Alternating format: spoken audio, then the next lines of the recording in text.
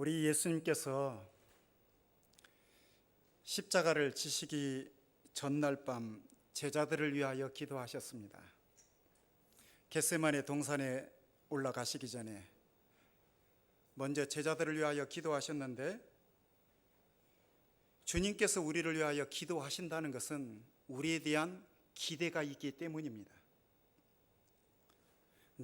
우리들도 내가 어떤 사람을 위하여 기도한다는 것은 그 사람에 대한 기대가 있기 때문에 사실 기도하는 것입니다. 기대가 없다면 기도가 나오지를 않습니다. 한숨만 나오죠. 요한복음 17장 전체는 앞에 1절에서 5절까지는 우리 예수님 자신의 기도이고, 자신을 위한 기도이고, 나머지는 제자들을 위한 기도로 되어 있습니다. 오늘 본문에 보면 특별히 아주 중요한 단어들이 발견되는데, 그것은 우리 예수님께서 자신이 십자가의 죽으심으로 제자들에게 주시고 싶어 했던 삶, 제자들이 이렇게 살아주기를 기대하셨던 삶이기도 합니다. 그 삶은 어떤 삶일까요?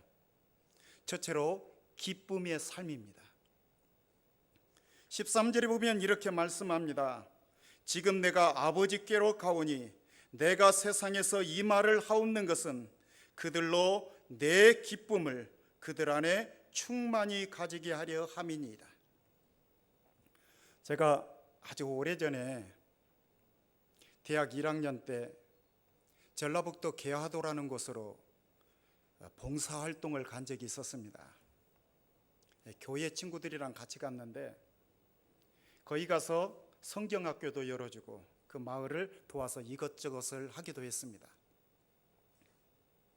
근데 아이들에게 복음을 전하는데 제가 공과를 이렇게 만들어가지고 아이들에게 가르치는데 예수님의 고난까지 열심히 가르쳤습니다. 그리고 그 다음 날 이제 부활을 아이들에게 가르쳐야 되는데 고난까지만 가르치고 글짓기를 했습니다. 그랬더니 아이들이 우리 예수님 너무 불쌍하시다고, 너무 안 됐다고, 우리를 위하여 죽으시다니, 우리를 그냥 죄인들을 위하여 죽으시고 그렇게 비참하게 돌아가시다니, 글짓기 내용들이 너무 비관적이어서 제가 그때부터 부활까지 가르친 다음에 글짓기를 해야 되겠다고 굳게 결심한 바가 있습니다. 우리가 고난주간을 보내고 있다고 해서 일부러 고난 받는 것처럼 인상을 지을 필요가 없는 것입니다. 주님이 우리의 기쁨을 위하여 고난 당하신 것입니다. 우리는 기뻐해야만 합니다. 물론 주님 자신이 우리를 위하여 고난 받으신 그것에 대하여 감사의 눈물과 감격의 눈물이 있어야 되는 것은 사실이지만, 스펄전 목사님이 어느 날 갑자기 웁니다. 왜 우시냐고, 무슨 일 있냐고 사람들이 물어보니까 그가 이렇게 대답했답니다. 내가 십자가를 생각하는데도 눈물이 나오지 않아. 그래서 그것이 슬퍼. 우리는 마땅히 주님의 은혜, 주님의 십자가를 생각할 때 감격의 마음이 그렇게 있어야 되지만, 그러나 슬픔 속에 빠질 사실 필요는 없다는 사실입니다. 우리 주님께서 내 기쁨이 그들 안에 있어서 그들의 기쁨이 충만한 삶, 그 삶을 위하여 우리 주님 기도하신다고 오늘 본문 말씀하고 있습니다. 우리가 이 세상을 떠날 때 천국의 기쁨이 우리에게 약속되어 있을 뿐만 아니라 오늘 어둠의 골짜기를 걸어가는 오늘 여기에서도, 현실의 삶에서도 우리 주님께서 주신 기쁨의 삶, 그것을 누릴 수 있다는 사실입니다. 그런데 우리 주님께서 약속하신 이 기쁨은 환경에 의존된 기쁨이 아닙니다. 우리 주님 지금 십자가를 눈앞에 두고 계십니다. 그러나 기쁨이 충만하셨습니다. 그리고 이 기쁨을 제자들인 너희들도 가지기를 원한다 하는 것이죠. 그리고 그것을 위하여 아버지께 지금 주님께서 기도하고 계시는 것입니다. 우리의 기쁨이 환경에 의존되어 있다고 한다면 내 환경이 내 기도대로 되지 않을 때 우리는 금방 슬퍼할 수밖에 없을 것입니다. 기쁨이 사라져 버릴 수밖에 없을 것입니다. 나는 더 이상 기뻐할 수 없게 될 것입니다. 그러나 주님께서 약속하신 그 기쁨, 주님께서 약속하신 평안, 세상이 주지 못하는, 세상이 알 수 없는 평안, 세상에 빼앗을 수 없는 평안과 기쁨을 우리 주님은 우리에게 약속하신 것입니다. 그리고 그 기쁨의 삶을 살라고 우리에게 말씀하십니다. 히브리서 기자는 예수님의 고난을 묘사하면서 이런 이야기를 합니다. 그는 그 앞에 있는 즐거움을 위하여 십자가를 참으셨다고요. 앞에 있는 즐거움, 앞에 있는 기쁨, 그것을 위하여 십자가를 참으셨다고 이야기합니다. 그 기쁨은 어떤 기쁨일까요?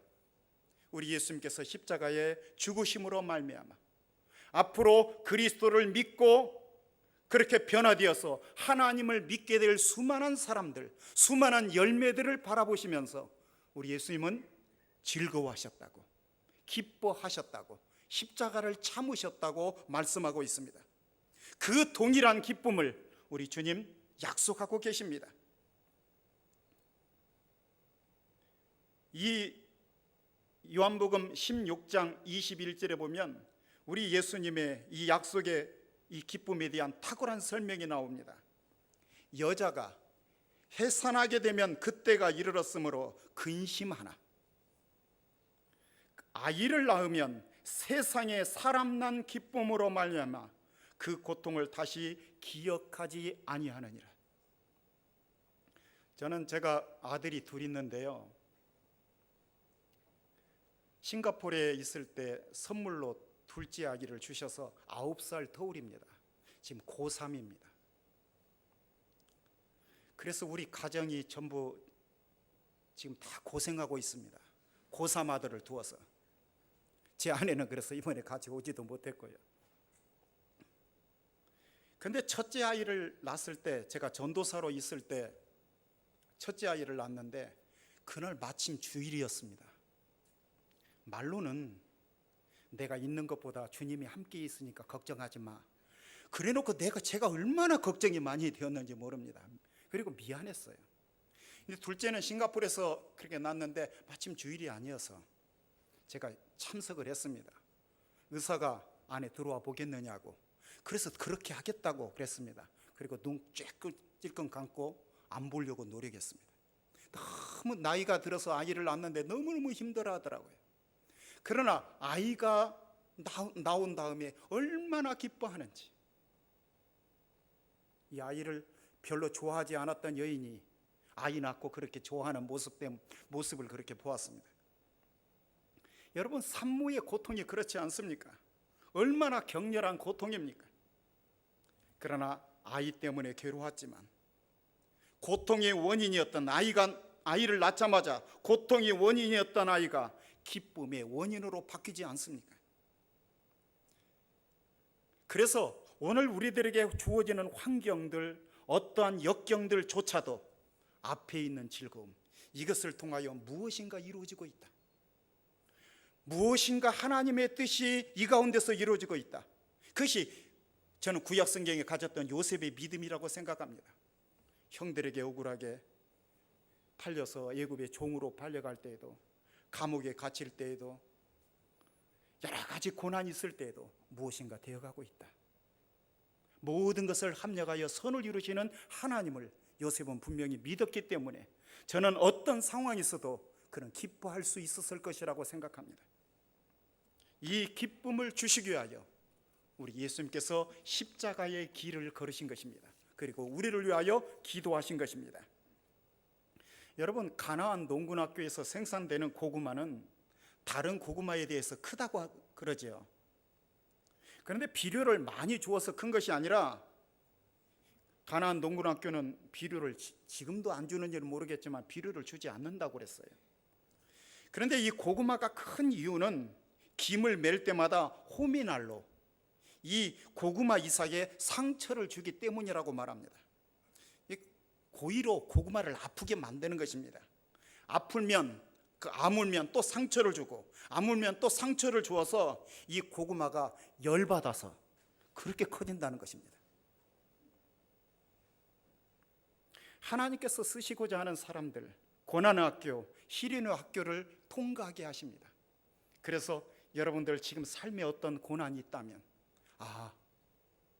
나를 좀 키우시기 위해서, 우리 아이들 열병 앓고 무슨 병 앓고 그러면 우리가 생각하잖아요.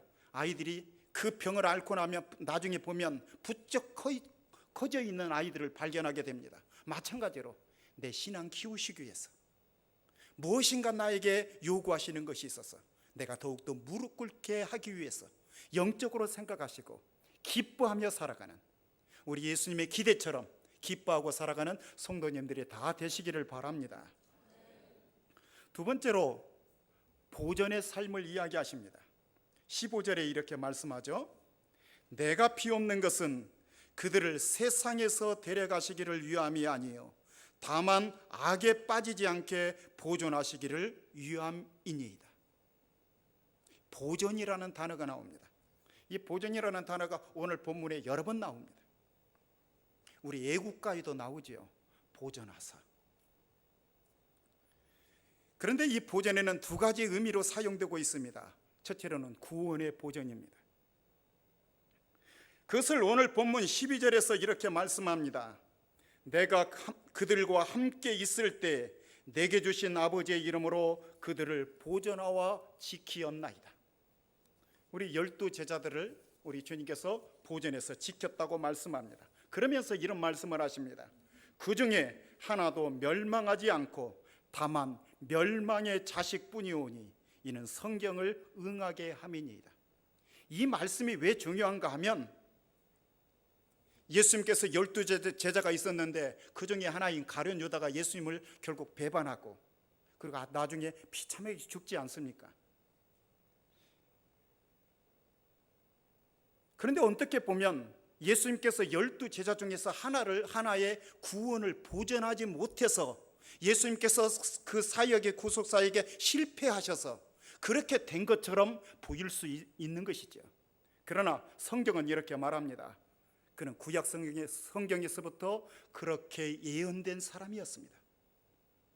그래서 성경을 응하게 함이니이다. 그렇게 이야기합니다. 유다 말고 나머지 사람을 제가 다 지켰습니다.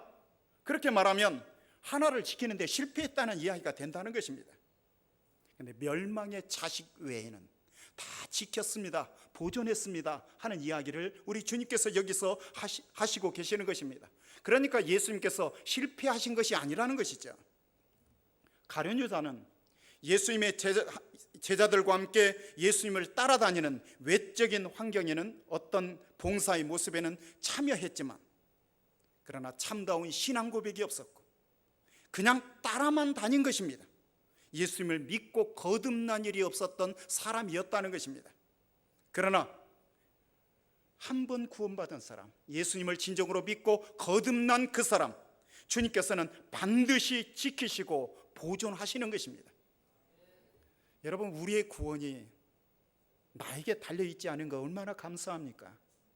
우리는 얼마나 자주 한때 저도 가만히 저를 생각해 보면 참 내 믿음이 참 나도 믿음이 있구나 그런 때가 있어요. 저를 보고 제가 감탄합니다. 근데 어느 순간에는 정말 내가 믿음이 있는 사람인지 내가 정말 목사 맞는지 그런 때가 있어요.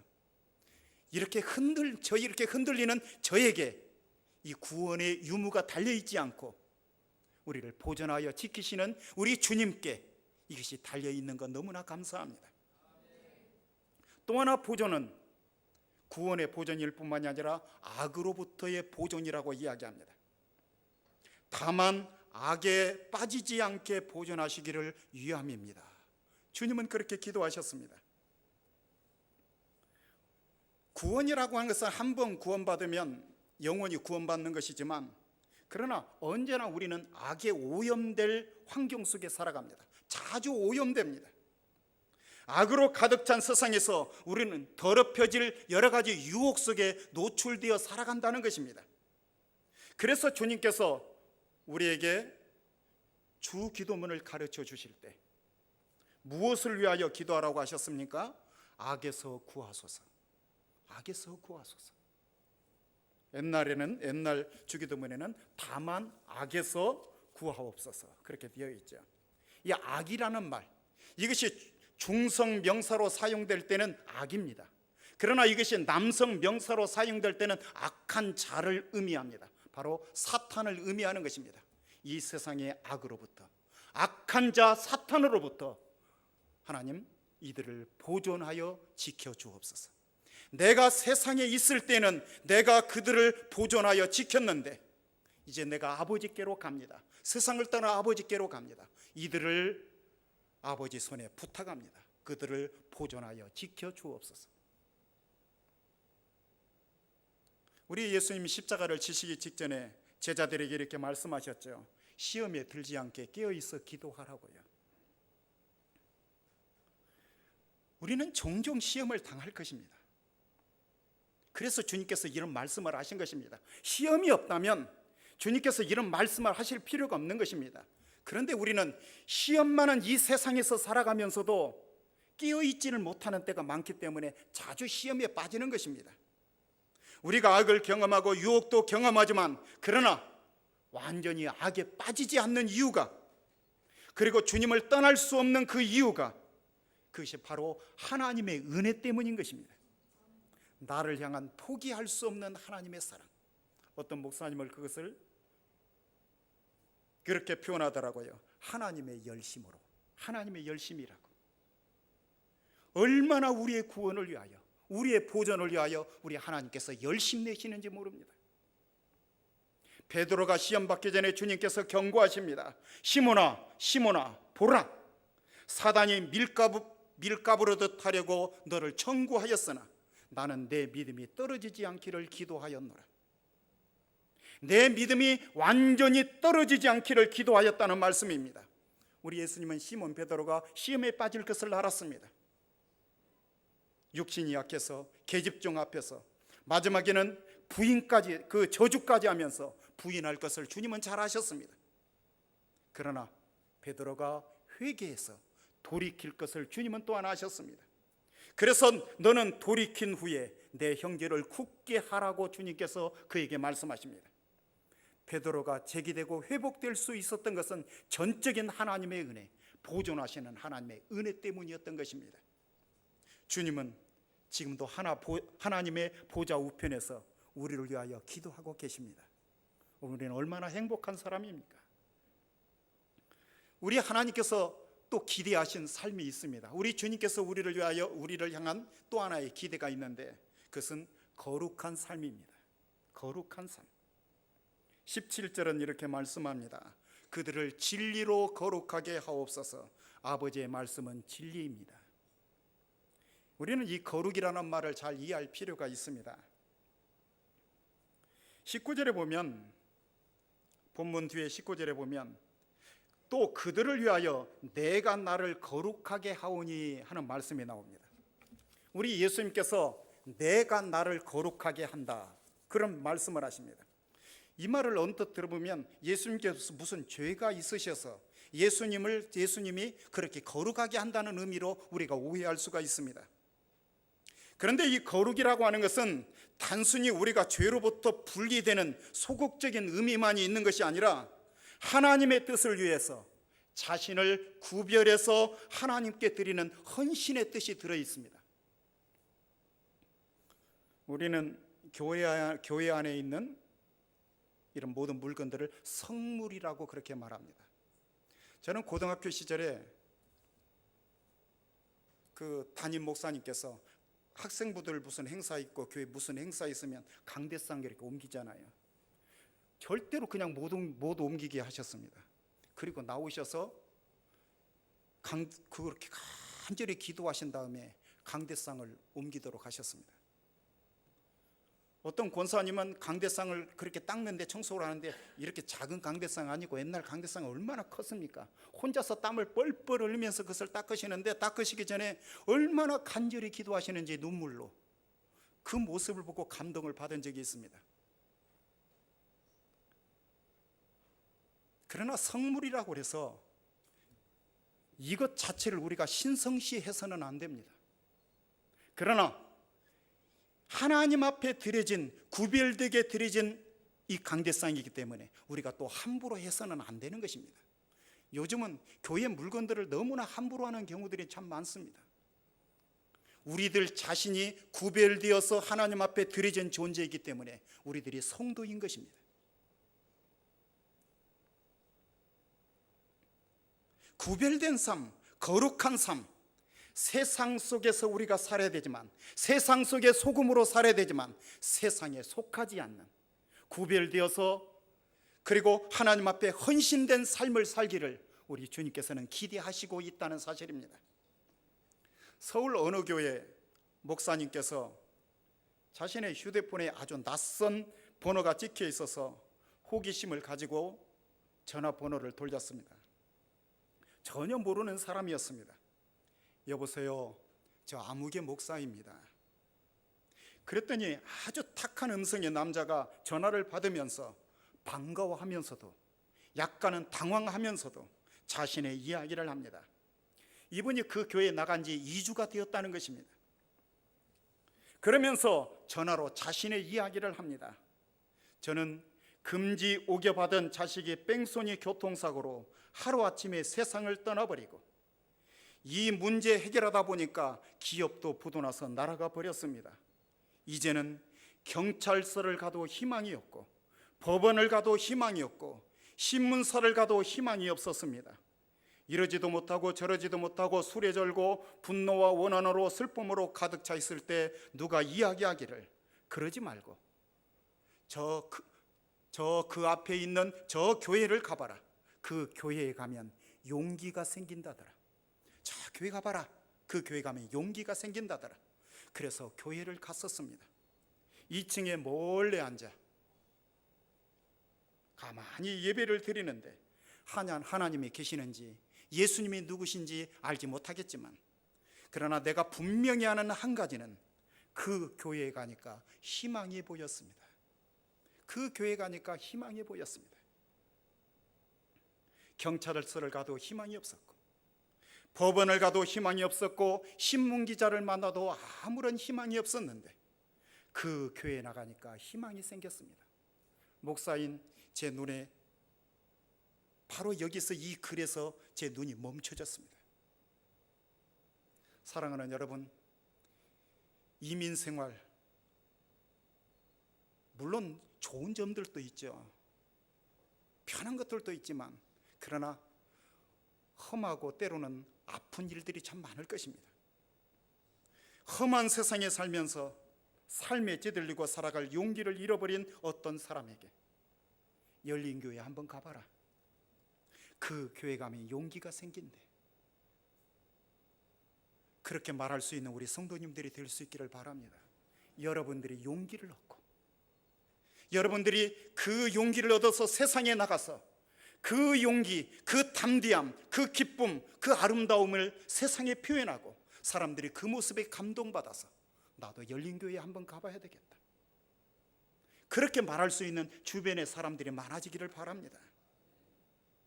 그 사람이 그래서 우리 열린교회에 왔다가 제가 열린교회를 나갔는데 경찰서를 가도 희망이 없었고 법원을 가도 희망이 없었고 세상에 그 누구를 만나도 아무런 희망이 없었는데 그 교회에 나갔더니 희망이 생겼습니다. 살아갈 용기가 생겼습니다. 그 말을 들을 수 있기를 바랍니다. 그렇게 아름다운 일에 여러분들이 쓰임 받을 수 있기를 바랍니다. 이곳을 찾는 많은 사람들이 이런 고백을 할 수 있도록 우리가 그렇게 살아야만 합니다. 우리 주님은 제자들에게 그렇게 기대를 가지시고 그들을 위하여 기도해 주셨습니다. 그리고 오늘 우리들에게 동일한 기대를 갖고 계십니다.